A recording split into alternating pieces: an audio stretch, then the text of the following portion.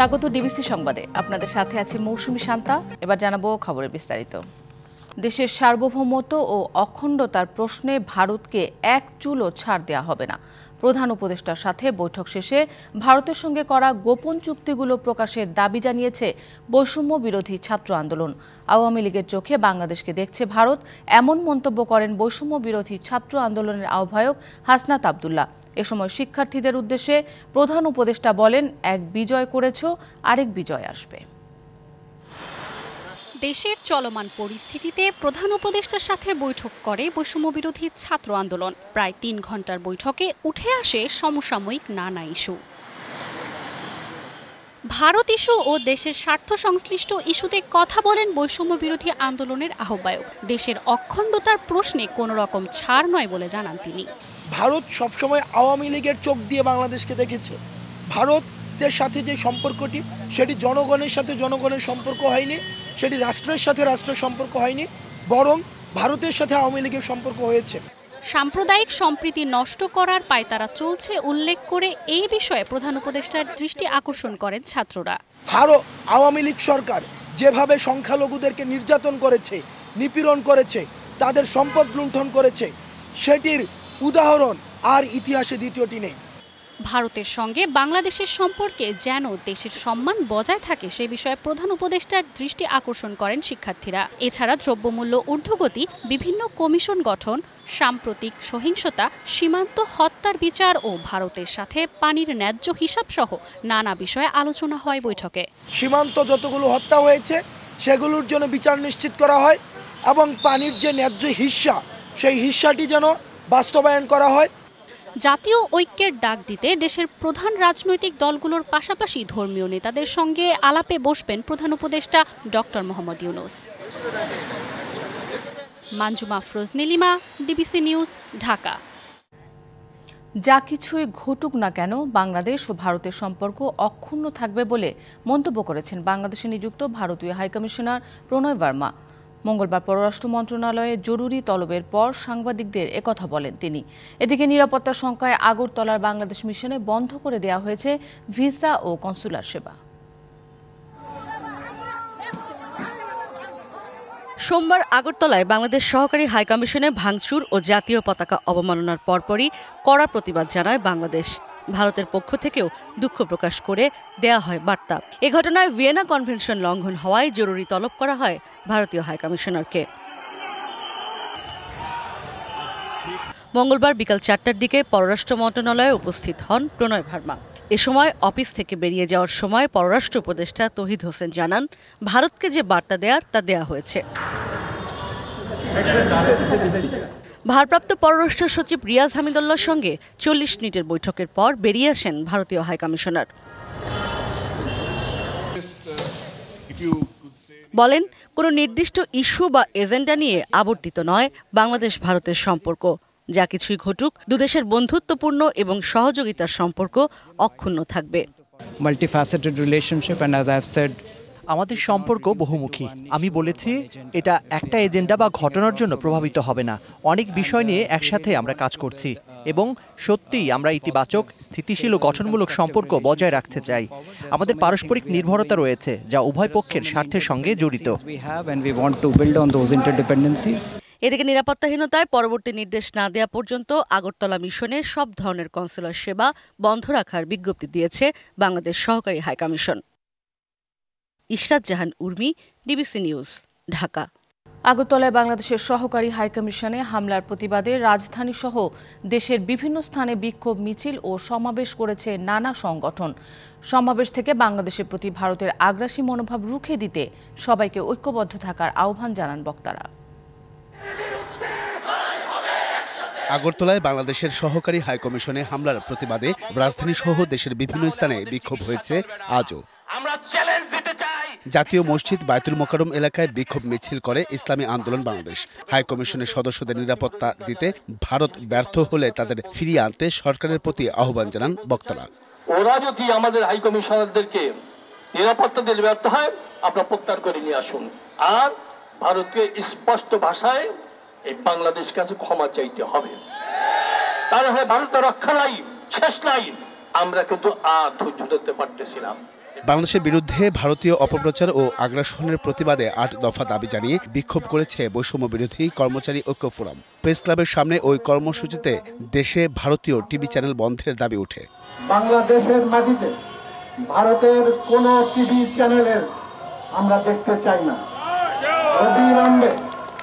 অবিলম্বে ভারতের সকল টিভি চ্যানেল দেখানো বন্ধ করতে হবে।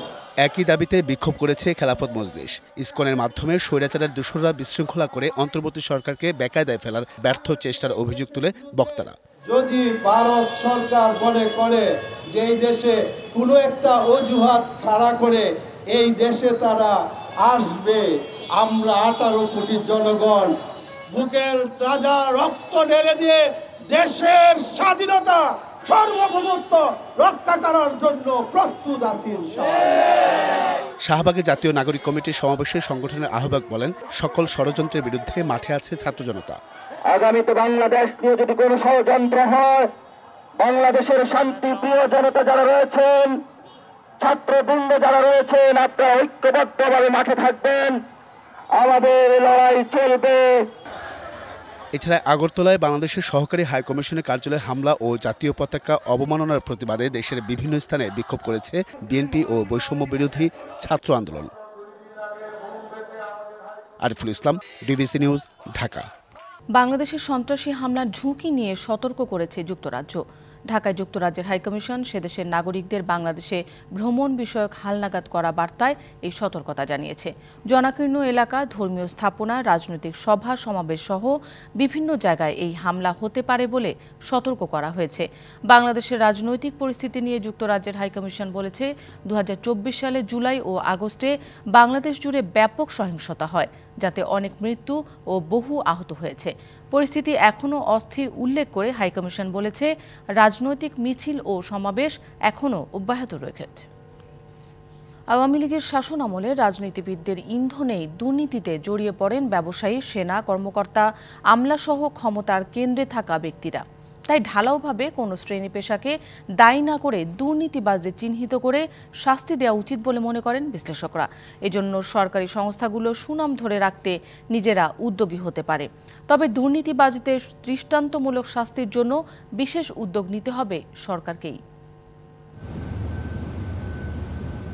শেখ হাসিনা সরকারের প্রায় 16 বছরের শাসনামলে প্রতি বছর দেশ থেকে পাচার হয়েছে গড়ে $16 বিলিয়ন। বিপুল অঙ্কের এ অর্থ দুর্নীতি আর অনিয়মের মাধ্যমে হাতিয়ে নিয়েছে সরকারের সুবিধাভোগী একটি গোষ্ঠী। শ্বেতপত্র প্রণয়ন কমিটির এক জরিপে এসেছে, জনগণ মনে করে দুর্নীতিতে রাজনীতিবিদদের ছাড়িয়ে শীর্ষে ছিলেন কিছু সেনা কর্মকর্তা ও আমলা। যে ক্ষমতার যে চৌর্যতন্ত্র হয়েছে তার মূল স্তম্ভ হিসেবে উর্দি ছাড়া আমলারা কাজ করেছে। স্বেচ্ছাচারী প্রকল্প, ইচ্ছেমতো ব্যয় বাড়ানো সহ নানা উপায়েই হয়েছে এ দুর্নীতি। বিশ্লেষকরা মনে করেন, ঢালাওভাবে আমলাদের দোষারোপ না করে প্রতিটি ঘটনার তদন্ত করে প্রকৃত দোষীদের শাস্তি দেওয়া উচিত। ঢালাওভাবে সকলকে বলা ঠিক হবে না যে আমলারাই দুর্নীতিগ্রস্ত হয়ে গেছে। যার যার দায়িত্ব তার সীমার মধ্যে তাকে থাকতে হবে। তিনি এই সীমা লঙ্ঘন করে তিনি কারোর প্রতি অতি আনুগত্য প্রকাশ করে বা অতি করে কাজ করতে পারবেন না, করলে তিনি দায়ী হবেন। এই দায়ী হওয়ার ব্যবস্থাটা যেভাবে আইন কানুনে লেখা আছে সেইভাবে প্রয়োগ হবে। দুর্নীতি আর অর্থ লোপাটের তালিকায় আছে বেশ কয়েকজন সেনা কর্মকর্তাও। বিশ্লেষকরা বলছেন, দেশের স্বার্থেই বিভিন্ন উন্নয়ন কাজে অংশ নিয়েছে সেনাবাহিনী। সেসব প্রকল্পও জবাবদিহির আওতায় আনা দরকার। আর্মি তো ধরুন আপনার একটা ডিসিপ্লিন ফোর্স, এখানে দুর্নীতি হওয়া উচিত নয়, সেকেন্ড ব্যালেন্স এখানে অনেক বেশি। তারপরেও যখন হয় তখন আপনি এটা বুঝতে হবে যে সরকারি ইনভলভমেন্ট এখানে অনেক বেশি ইনডাইরেক্টলি। সরকারের চাওয়া সেইটাকে এক সময় এসে কিন্তু সে যাই হোক এটাকে পূরণ করতেই হয়, এর বাইরে দাঁড়িয়ে থাকা কিন্তু সম্ভব হয় না। শ্বেতপত্রের দলিলকে আমলে নিয়ে এখন প্রত্যেকটি ঘটনার আলাদা তদন্ত করে শাস্তির তাগিদ বিশ্লেষকদের। কোন একটা গোষ্ঠীর ভিতরে কারোর যদি দায় থাকে, রাষ্ট্রের ক্যারেক্টার হলো সেটা সুবিচার করতে পারে কিনা, প্রত্যেকটা গোষ্ঠীর চরিত্র এইটাতে প্রকাশ পায় যে তিনি পেশাদারি থেকে এই প্রক্রিয়ায় সহায়তা করেন কিনা। সেই সঙ্গে বিগত সময়ে ঘটা প্রতিটি অপরাধের দায় সামগ্রিকভাবে আওয়ামী লীগ সরকারকেই নিতে হবে বলেও মনে করেন বিশ্লেষকরা। মুস্তফা মাহবুব, ডিবিসি নিউজ, ঢাকা। 4 ডিসেম্বর 1971 সাল আন্তর্জাতিক রাজনৈতিক অঙ্গনে দিনটি বাংলাদেশের জন্য ছিল অস্থিরতা আর উদ্বেগের। এদিন যৌথ বাহিনী প্রতিরোধের সর্বত্র পিছু হটে হানাদার বাহিনী, সর্বাত্মক রূপ লাভ করে মুক্তিযুদ্ধ। সেই স্মৃতিচারণ করতে গিয়ে সেসব দিনগুলোতে গণহত্যাকারীদের রুখে দেবার গল্প শোনালেন বাসদ নেতা খালেকুজ্জামান। 4 ডিসেম্বর 1971 সাল। এদিন বাংলাদেশের সব রণক্ষেত্রে মুক্তিবাহিনী ও মিত্রবাহিনী প্রবল প্রতিরোধে হানাদার বাহিনী সর্বত্র পিছু হটতে বাধ্য হয়। সেদিন বাংলাদেশের বীর যোদ্ধাদের পাশাপাশি ভারতীয় সেনাবাহিনী এগিয়ে আসে। ঢাকা, চট্টগ্রাম, করাচি শত্রু ঘাঁটিতে চলে বোমা বর্ষণ। ঢাকা ও চট্টগ্রামের আকাশে দামামা বাজে বিমান যুদ্ধের। তীব্র আক্রমণের মুখে বাংলাদেশের প্রতিটি জায়গা থেকে পালানোর পথ খুঁজতে থাকে পাকিস্তানি হানাদার বাহিনী। নিরস্ত্র জনগণ কিভাবে সশস্ত্র গণহত্যাকারীদের সেদিন প্রতিহত করেছিলেন তারই স্মৃতিচারণ উঠে আসে এই বীর যোদ্ধার কণ্ঠে। 9 মাস সশস্ত্র লড়াই করে জনগণদের স্বাধীন করেছে। ধরেন আমরা মুক্তিযুদ্ধ করেছি, অস্ত্র ট্রেনিং নিয়েছি, কিন্তু মার্চে যখন শুরু হলো লড়াইটা, সামরিক বাহিনীর লোকেরা যারা বিদ্রোহ করেছে তারা তাদের কাছে অস্ত্রপাতি যা ছিল এটা নিয়ে গোলাগুলি করেছে, আমরাও কিছু সংগ্রহ করে, কিন্তু বেশি দিন টিকতে পারে না, তারপর ইন্ডিয়া চলে যেতে হয়েছে। তাহলে এই সময় প্রতিরোধ করেছে কে? প্রতিরোধ করছে জনগণ, সাধারণ জনগণ, নিরস্ত্র জনগণ সশস্ত্র গণহত্যাকারী শক্তিকে প্রতিরোধ করেছে। মুক্তিযুদ্ধে অংশ নেয়া বেশিরভাগই ছিলেন সাধারণ মানুষ, কিন্তু আজও প্রকৃত মুক্তিযোদ্ধাদের সঠিক তালিকা তৈরি না করতে পারায় নিজের হতাশার কথা জানান এই নেতা। এই যে যোদ্ধা নিয়ে এখন যেটা চলছে আর কি, যে স্বাধীন দেশে আমরা মুক্তিযোদ্ধার তালিকাও করতে পারলাম না, এবং সচিব পর্যায়ের 5-6 জন তারা জাল সার্টিফিকেট করে প্রমোশন নেওয়ার চেষ্টা করে। এর চেয়ে লজ্জার কিছু আছে? তাহলে ওখানে যারা ট্রেনিং নিয়েছিল তাদের তালিকা নেন। তারপরে এখানে যারা, প্রথম কথা হলো দেশের 7.5 কোটি মানুষ কিন্তু মুক্তিযোদ্ধাদের সঠিক তালিকা করতে পারলেন না কেন? এবং মুক্তিযুদ্ধের যে মূল চেতনা, যে গণ আকাঙ্ক্ষা, সেটা তো বাস্তবায়িত করা দূরে থাক, বিপরীতে দাঁড়িয়ে শাসন। মুক্তিযুদ্ধের 53 বছর পার হয়ে গেলেও মানুষের মৌলিক অধিকার পূরণ হয়নি আজও। এই অপূর্ণতার বিস্ফোরণই 24-এর গণ অভ্যুত্থান, এমন আক্ষেপে শুরু আসে এই রাজনীতিবিদের কাছ থেকে। এইবারে যে গণ অভ্যুত্থানটা হইল, এটা কিন্তু মুক্তিযুদ্ধেরই অপূরিত আকাঙ্ক্ষার বিস্ফোরণ, এবং যতদিন এই আকাঙ্ক্ষা বাস্তবায়িত না হবে বারে বারে এই বিস্ফোরণ হবে। Bijan Kumar Das, DBC news, Dhaka. কুষ্টিয়া পানি নিষ্কাশনের নালা দখল করে অবৈধ স্থাপনা গড়ে তুলেছেন প্রভাবশালীরা। পানি প্রবাহের পথে রোধ করায় জলাবদ্ধতায় পড়েছে কুমারখালী উপজেলা সহ আশপাশের কয়েকটি ইউনিয়নের প্রায় 510 হেক্টর জমি। এতে করে চরম ক্ষতির মুখে স্থানীয় কৃষকরা। দুষ্টু চক্রের হাত থেকে অবৈধ দখলমুক্ত করতে সমাধানের আশ্বাস মিলেছে উপজেলা প্রশাসনের কাছ থেকে। পুরো মাঠ জুড়ে কোথাও হাঁটু আর কোথাও কোমর পানি। বছরের প্রায় অর্ধেকের বেশি সময় জুড়েই পানিতে ডুবে থাকে এসব জমি। একসময় 2 ফসল চাষ করা এসব জমিতে এখন বছরে মাত্র একবার ধানাবাদ করতে পারেন কৃষক। এ চিত্র কুষ্টিয়ার কুমারখালী উপজেলার নন্দালালপুর, শিলাইদহ সহ আরও কয়েকটি ইউনিয়নের। পানি নিষ্কাশনের নালা কেউ ভরাট করে বসতি গড়েছেন, আবার বাদ দিয়ে কেউ কেউ করছেন মাছ চাষ। এতে আবাদযোগ্য জমি জলাবদ্ধতার কবলে পড়ে ক্ষতির মুখে পড়েছেন কৃষকরা। বাড়ি করে রাস্তা ব্লক করে ফেলেছে পথটা, ওই জন্য পানি বাড়ায় না, এখন এই বিলটা শুকায় না। পানি ধরেন সবসময় থাকে, আপনার ধানটা হয় না, 1 বছর হয়, তাও আপনি প্রত্যেক জায়গায় কচুরি জঙ্গল, বিশাল জঙ্গল। মাঠে ফসল খুব ভালো হয় না, 1 বছর ধান হয়, শাক মাছ তুলে মানুষ খাচ্ছে, মানুষের অভাব। বছরে 7 থেকে 8 মাস প্রায় পানির নিচে থাকছে 510 হেক্টর কৃষি জমি। 1 দশক ধরে এভাবে চলে আসলেও কৃষকদের দুর্ভোগ লাঘবে কোনো উদ্যোগ না নেওয়ার অভিযোগ এই জনপ্রতিনিধির। প্রশাসনকে লিখিত দেওয়ার পরেও এর কোনো পদক্ষেপ এখন পর্যন্ত আসলে হয়নি। জলাবদ্ধতার কারণে প্রতি বছর প্রায় 20 কোটি টাকার শস্য উৎপাদন ব্যাহত হচ্ছে বলে জানান উপজেলা কৃষি কর্মকর্তা। কিন্তু রবি মৌসুম ব্যতীত বাকি যে 2 মৌসুম, খরিফ 1 খরিফ 2, এতে কোনো ফসল হয় না। 1 ফসলি জমিটাকে যদি আমরা 3 ফসলি জমিতে রূপান্তর করতে পারি, তাতে আমাদের আনুমানিক প্রায় 20 কোটি টাকার অধিক ফসল উৎপাদন করা সম্ভব। অবশেষে নড়েচড়ে বসেছে স্থানীয় প্রশাসন। সমস্যা সমাধানে শিগগিরই পদক্ষেপ নেওয়ার আশ্বাস এই কর্মকর্তার। করে যেন আগামীতে এই জলাবদ্ধতাটা না হয়, স্থানীয় জনপ্রতিনিধিদেরকে নিয়ে যেন জলাবদ্ধতা নিরসন করা যায়, এই বিষয়ে আমরা সম্মিলিতভাবে পদক্ষেপ গ্রহণের মধ্যে আছি। সরকারিভাবে খাল খননের মাধ্যমে দ্রুত পানি নিষ্কাশন করা হলে কৃষি উৎপাদন যেমন বাড়বে তেমনি দূর হবে দুর্ভোগ, এমনটাই প্রত্যাশা হাজারো কৃষকের। DBC news desk. এক যুগের সংস্কার হয়নি সিরাজগঞ্জের বেলকুচি উপজেলার কলেজ মোড় থেকে জামাত মোড় পর্যন্ত পুরাতন ওয়াবদা সংরক্ষণ বাঁধের উপর নির্মিত আঞ্চলিক সড়ক। দীর্ঘদিন সংস্কারের অভাবে খানাখন্দে ভরে গেছে সড়ক, ফলে প্রতিনিয়ত চরম দুর্ভোগ পোহাচ্ছে লক্ষাধিক মানুষ। স্থানীয় সরকার প্রকৌশল অধিদপ্তরের দাবি, ওয়াবদা সংরক্ষণ বাঁধের উপর নির্মিত হওয়ায় সড়কটির সংস্কার সম্ভব হচ্ছে না, আর বিকল্প বাঁধ নির্মিত হওয়ায় পুরাতন বাঁধটিতে আর কোনো কাজ করা সম্ভব নয় বলে জানিয়েছে পানি উন্নয়ন বোর্ড। সিরাজগঞ্জের বেলকুচি উপজেলার করইতলা মোড় হতে আজুগড়া জামাত মোড় পর্যন্ত আঞ্চলিক সড়কটি বেহাল দীর্ঘদিন ধরেই, এক যুগেও হয়নি কোনো সংস্কার। 7 কিলোমিটার দীর্ঘ সড়কের পুরোটাই ছোট বড় গর্তে ভরা। সোহাগপুর গরুরহাট থেকে জামাত মোড় পর্যন্ত বাঁধের দুই পাশের মাটি সরে গিয়ে পরিস্থিতি হয়েছে আরও নাজুক। প্রায়শই ঘটছে ছোট বড় দুর্ঘটনা, চরম ভোগান্তিতে লাখেরও বেশি চলাচলকারী। রোগী, কত ডেলিভারি রোগী, কত সমস্যা, এগুলা গাড়িতে চলাচল করা যায় না। এই রাস্তাগুলো চলাফেরা করে না, রাস্তাঘাটে এমন কষ্ট, এমন বিপদ, তা বলা যাবে না। লাস্ট 5-7 বছরের মধ্যে কখনো দেখি নাই যে কোনো একটা জনপ্রতিনিধি এসে দেখেছে। জনভোগান্তি লাঘবে সড়কটির দ্রুত সংস্কারের দাবি স্থানীয়দের। হাজার হাজার মানুষ প্রতিদিন যাতায়াত করে, এটা পরিত্যক্ত না করে যদি এই রাস্তাটা দ্রুত সংস্কারের কাজ হয় তাহলে মোটামুটি বেশ ভালো হবে ইনশাআল্লাহ। এই রাস্তা বাতিল করছে, বহুত লোক এই এলাকা থেকে, সব অন্য এলাকায় এই রাস্তা দিয়ে চলাচল করে। এদিকে অবকাঠামোগত জটিলতায় সংস্কার সম্ভব হচ্ছে না বলে জানিয়েছে স্থানীয় সরকার প্রকৌশল অধিদপ্তর, আর নতুন বাঁধ তৈরি হওয়ায় পুরনোটি সংস্কার সম্ভব নয় বলছে পানি উন্নয়ন বোর্ড। এই দুইটা রাস্তার আমার একই অসুখ, সেটা হলো যে দুইটা রাস্তায় পানি উন্নয়ন বোর্ডের এমব্যাঙ্কমেন্ট বাঁধের উপর অবস্থিত।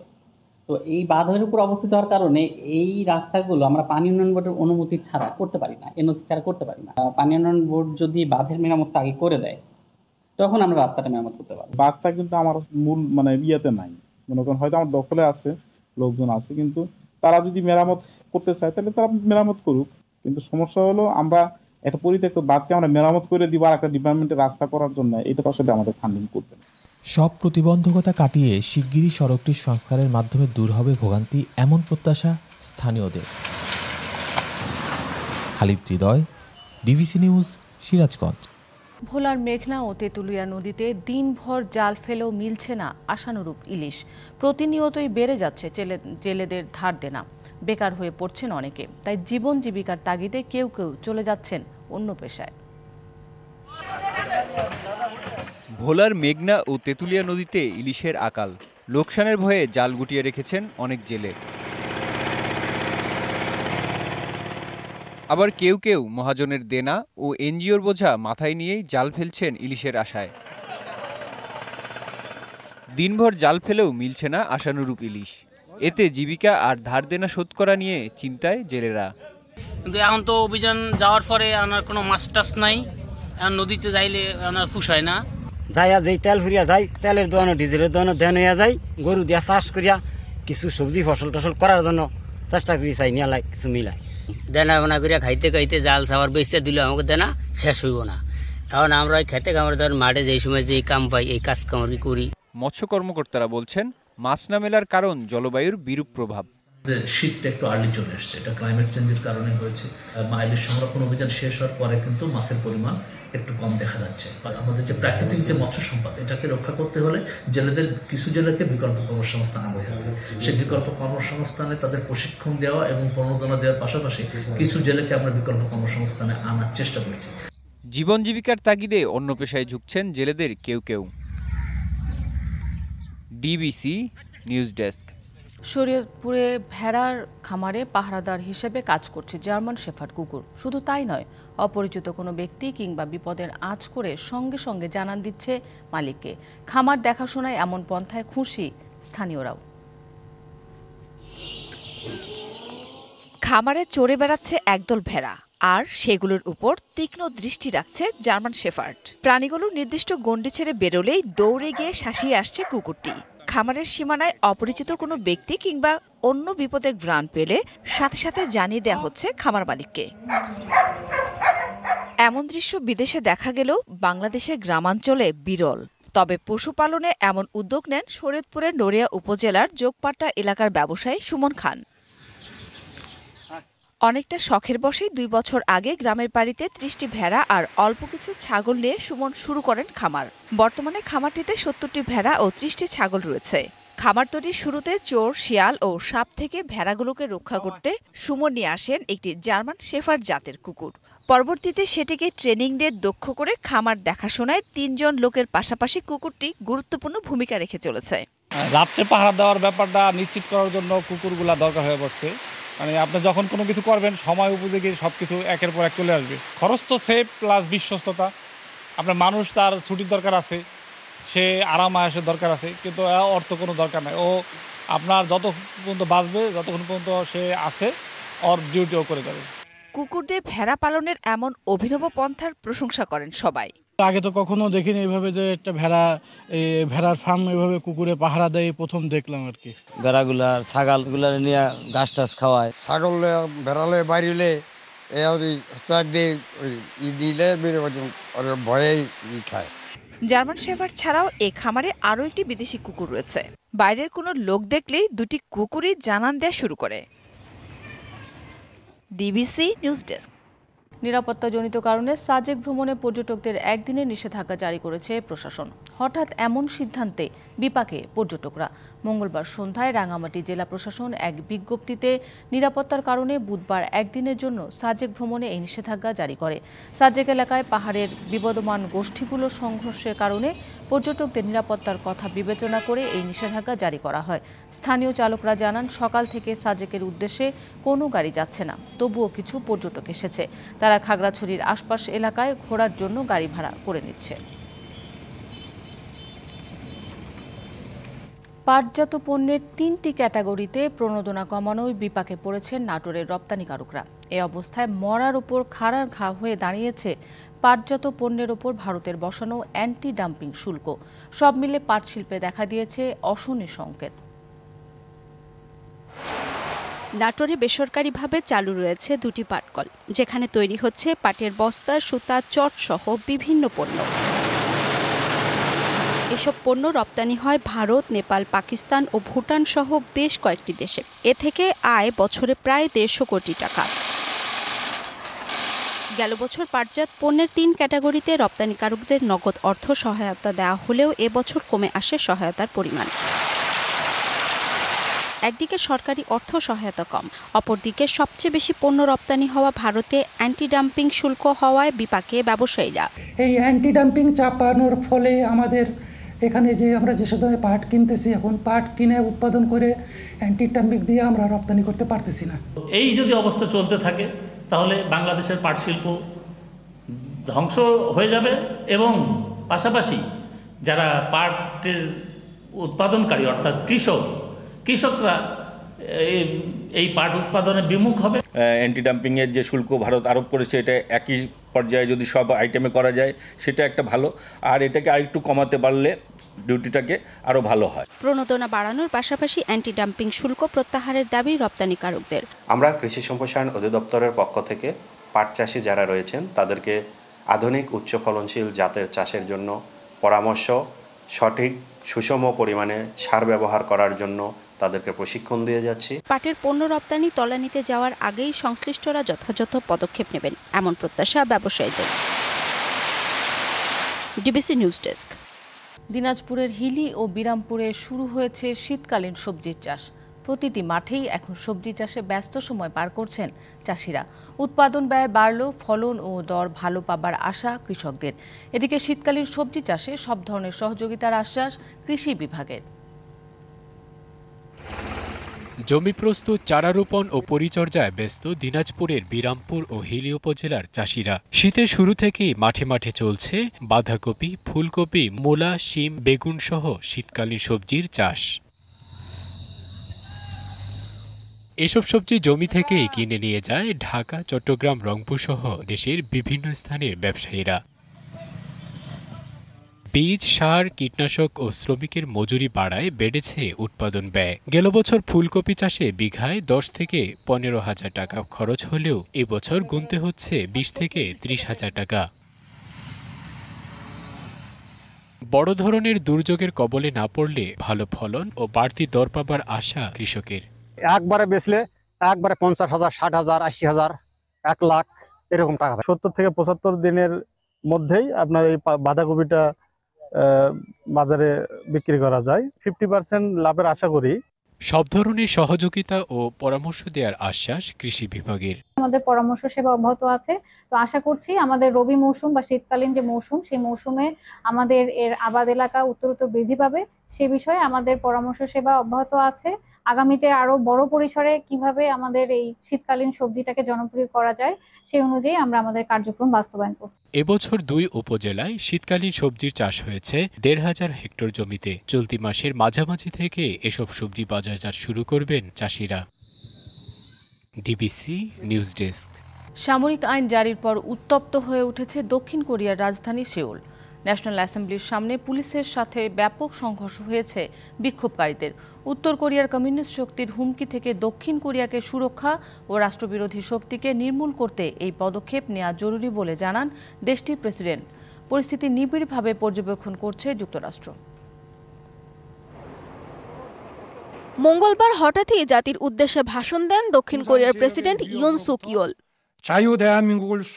ভাষণে কমিউনিস্ট উত্তর কোরিয়ার হুমকি থেকে দক্ষিণ কোরিয়াকে সুরক্ষায় ও রাষ্ট্রবিরোধী বিভিন্ন শক্তিকে নির্মূল করতে জরুরি ভিত্তিতে সামরিক আইন জারির ঘোষণা দেন প্রেসিডেন্ট। তবে সামরিক আইন জারির পদক্ষেপকে ভুল বলে আখ্যা দিয়েছে দক্ষিণ কোরিয়ার ক্ষমতাসীন পিপল পাওয়ার পার্টি ও বিরোধী দলগুলো।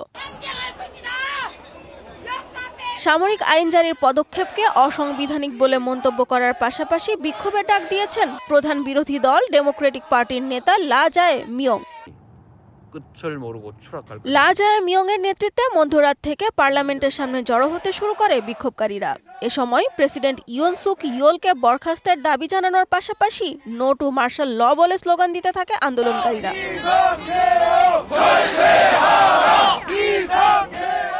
এ সময় পার্লামেন্টের ভেতরে প্রবেশের চেষ্টা করলে পুলিশের সাথে সংঘর্ষে জড়িয়ে পড়ে বিক্ষোভকারীরা। বিক্ষোভের মুখে সামরিক আইন তুলে নেওয়ার অনুরোধ জানিয়ে একটি প্রস্তাবনা জমা দিয়েছেন দেশটির ন্যাশনাল অ্যাসেম্বলির স্পিকার উ ওন সিক। এতে পার্লামেন্টের 300 জন নেতার মধ্যে 190 জনই সামরিক আইন তুলে নেওয়ার পক্ষে ভোট দেন। এদিকে সামরিক আইন জারির বিষয়ে দক্ষিণ কোরিয়ার সরকারের সাথে যোগাযোগ করেছে বাইডেন প্রশাসন। পরিস্থিতি পর্যবেক্ষণ করা হচ্ছে বলে জানিয়েছে মার্কিন জাতীয় নিরাপত্তা পরিষদ। যদিও এ বিষয়ে এখনো কোনো মন্তব্য করেননি মার্কিন প্রেসিডেন্ট জো বাইডেন। সানজিদা ইসলাম তন্নি, ডিবিসি নিউজ ডেস্ক। ডিবিসি সংবাদে এই ছিল এখনকার মতো। ডিবিসি নিউজের সংবাদগুলো পড়তে ভিজিট করুন dbcnews.tv আর ভিজিট করুন ডিবিসি নিউজের ফেসবুক পেজ এবং ইউটিউব চ্যানেল। ডিবিসির সঙ্গেই থাকুন 24 ঘন্টা।